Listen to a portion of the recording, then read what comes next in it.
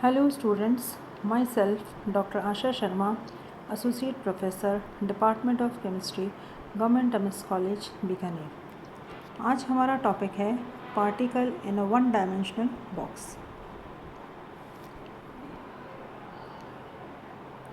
Let us consider a particle, that is electron, in a one dimensional box which is restricted to move along x-axis forward and backward.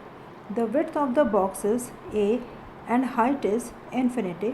Suppose that the particle does not lose energy when it collides against the walls of the box, so its energy remains constant. यहाँ हम क्या मान रहे हैं कि हमने एक one dimensional box लिया हुआ है और उसके अंदर हमने एक इलेक्ट्रॉन या पार्टिकल हम ले रहे हैं उसके अंदर, और ये मान रहे हैं कि वो जो इलेक्ट्रॉन है वो उस वन डायमेंशनल ब्लॉक्स के अंदर सिर्फ फॉरवर्ड और बैकवर्ड मूव करेगा और एक ही डायरेक्शन में मूव करेगा, जो कि है हमारा एक्स एक्सिस। जो बॉक्स का जो विड्थ है, चौड़ाई है, वो ए है और उसकी जो हाइट है वो इन्फिनिटी है। This box can be represented by a potential box of width A with potential walls of infinite height at x equals to 0 and x equals to a. So potential energy V of particle becomes V equals to infinity on the sides, L x equals to 0 and M x equals to a of the box and is constant inside the box. ये देखिए, ये box का चित्र है। ये देखिए, ये box है, वन डायमेंशनल बॉक्स है जिसके अंदर के एक इलेक्ट्रॉन है और ये एक्स एक्सिस की तरफ मूव करता है। यहाँ पे देखिए V जो है पोटेंशियल एनर्जी है वो 0 है।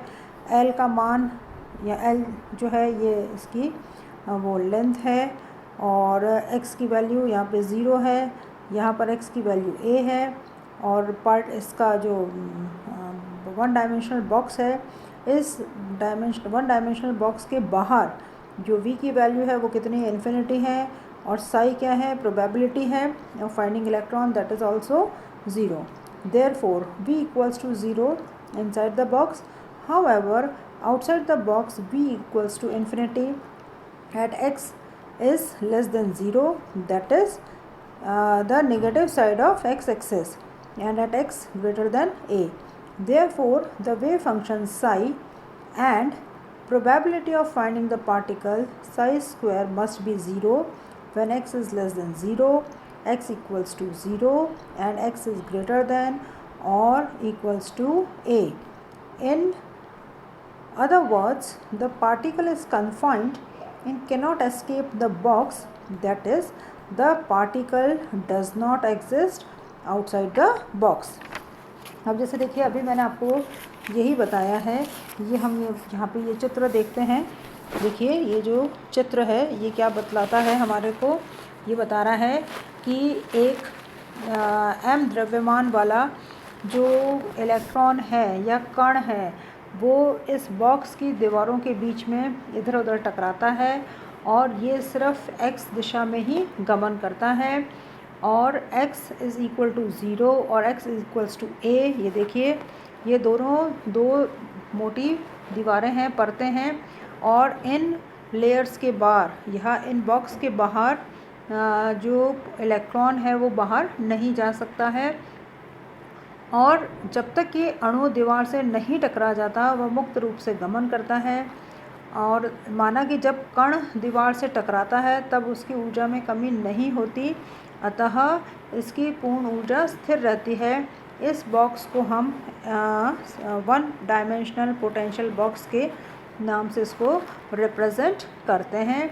और यहाँ पर हम ये मानते हैं कि जो पोटेंशियल एनर्जी है या स्थितिज ऊर्जा है उसका मान कितना है, 0 है, और इस बॉक्स के बाहर प्रायिकता इलेक्ट्रॉन के पाए जाने की 0 है, और जो स्थितिज ऊर्जा है उसका मान इनफाइनाइट है।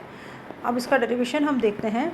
The Schrodinger equation with respect to space is, आप लोगों ने जब हमने श्रोडिंगर इक्वेशन को डिराइव करवाया था तब मैंने आपको ये इक्वेशन बताई थी कि स्पेस में तीनों कोऑर्डिनेट्स के साथ में हम श्रोडिंगर इक्वेशन को इस तरह से रिप्रेजेंट करते हैं, del square psi upon del x square plus del square psi upon del y square plus del square psi upon del z square plus 8 pi square into m e minus v upon H square psi equals to 0। ये Schrodinger equation है और ये इसमें तीनों access का reference आता है, पर हम यहाँ पर जो कंसिडर कर रहे हैं हमारा पार्टिकल सिर्फ उसका रेस्ट्रिक्टेड मोशन है ओनली इन एक्स डायरेक्शन।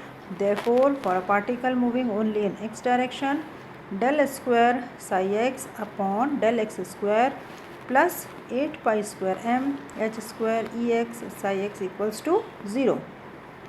अब यहाँ पर देखिए जो 8 pi square upon H square into E X है, इसको हमने अल्फ़ा स्क्वायर से रिप्लेस कर दिया है, तो हमारे पास में ये इक्वेशन आ गई है, इक्वेशन नंबर 3। या हम ये कह सकते हैं कि अल्फ़ा स्क्वायर की वैल्यू क्या है, 8 pi square M E x upon H square, या alpha under root 8 pi square M E x upon H square के बराबर होता है। Now the general solution of equation number 3 will be, जो equation number 3 है हमारी, ये इक्वेशन है, तो इसकी जो जनरल सोल्यूशन है उसको हम इस इक्वेशन से रिप्रेजेंट करते हैं, that is psi x equals to a into e raise to i alpha x plus b e raise to power minus i alpha x. Now according to trigonometry the solution में also be given as, अब देखिए हमें यहाँ पर b की value निकालेंगे। कैसे निकाल रहे हैं कि अब देखिए जो साई x का वैल्यू है वो क्या है, a sine alpha x plus b cos alpha x, ये ट्रिग्नोमेट्रिक सोल्यूशन है इसका। अब a और b यहाँ पे क्या है, आर्बिट्रेरी कांस्टेंट हैं। अब हम लिमिट्स को अप्लाई करते हैं, तो क्या है कि जब x की वैल्यू 0 है, साई x 0 है, तो हमारा जो इक्वेशन नंबर 5 है, ये वाला जो है इक्वेशन नंबर 5, ये वाला, ये क्या बन जाता है, साई एक्स की जगह हमने 0 रख दिया और x की जगह हमने 0 रख दिया, तो ये देखिए a sine alpha into 0 plus b cos alpha into 0, तो b की वैल्यू कितनी आ गई, 0 आ गई। अब हम क्या करेंगे, b की वैल्यू को रखेंगे इक्वेशन में। Now therefore b equals to 0 putting this value in equation number 5, जो इक्वेशन नंबर हमारी 5 थी, कहाँ गई इक्वेशन नंबर 5, ये रही, ये देखिए alpha x equals to a sine alpha x plus b cos alpha x, ये इक्वेशन नंबर 5 थी हमारी। इसमें हम b की वैल्यू रखते हैं, ये देखिए b की वैल्यू रखी, b की वैल्यू क्या है, 0 है, तो ये टर्म क्या हो गई, 0 हो गई। तो हमारे पास में क्या रह गया, alpha x equals to a sine alpha x. Okay, now similarly when x equals to a then psi x equals to 0, so equation becomes, अब हम क्या कर रहे हैं, हम दूसरी कंडीशन लगा रहे हैं और दूसरी कंडीशन लगा करके हम इसको कैलकुलेट करते हैं।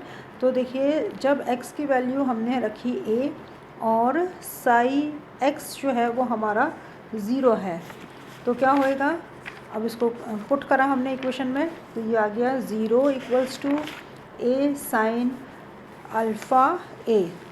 अब यहाँ पर एक चीज़ जो ध्यान देने वाली है वो ये है कि यहाँ पर देखिए a की जो वैल्यू है that is not equal to 0, so sine alpha equals to 0। अब देखिए यहाँ पर a की वैल्यू 0 क्यों नहीं है, a जो है वो 0 नहीं हो सकता।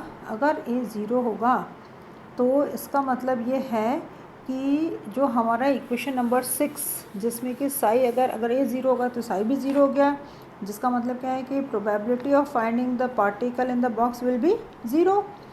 तो ये संभव नहीं है। क्यों नहीं संभव है, क्योंकि हम तो क्या मान के चल रहे हैं कि पार्टिकल जो है वो कहाँ है, वो हमारा बॉक्स में है। बॉक्स के बाहर पार्टिकल की प्रोबेबिलिटी क्या होएगी, 0 होएगी। तो इसलिए अब इसको हम सॉल्व करते हैं।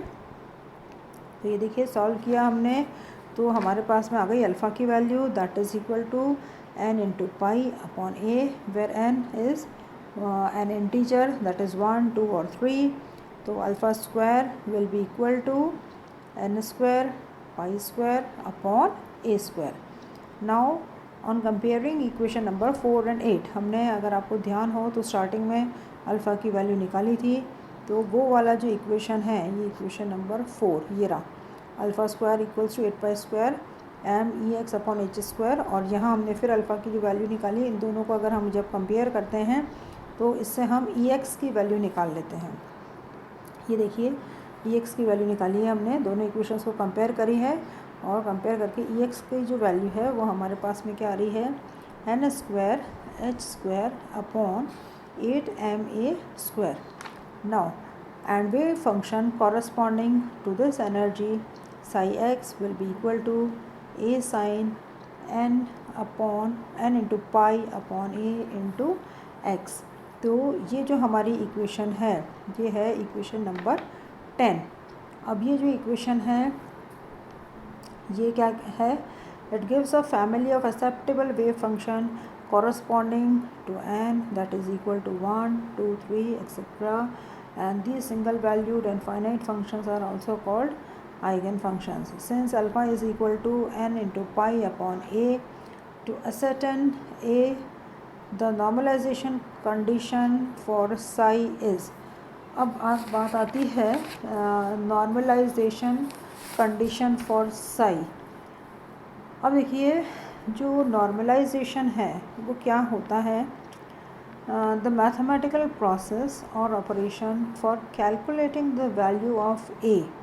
ये जो हमारा ए है इसकी वैल्यू को अगर हमें कैलकुलेट करना है तो इसको जो मैथमेटिकल प्रोसेस जो हम यूज़ करते हैं उसको हम क्या कहते हैं, नॉर्मलाइजेशन कहते हैं.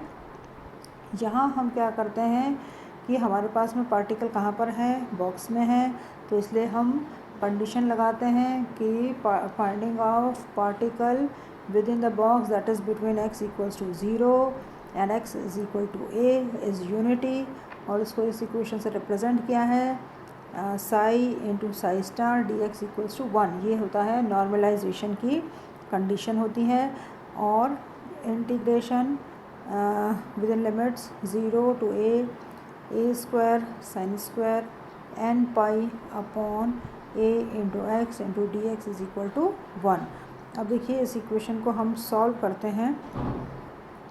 जब हम इसको सॉल्व करेंगे तो ये देखिए जो ये एक बार कांस्टेंट टर्म को हमने बाहर ले लिया और फिर ये जो sine square N pi upon a into x d x equals to 1, इसको जब हम सॉल्व करते हैं तो हमारे पास में ये इक्वेशन आता है A square upon 2 integration within limit 0 a 1 minus cos 2n pi X upon A D x equals to 1.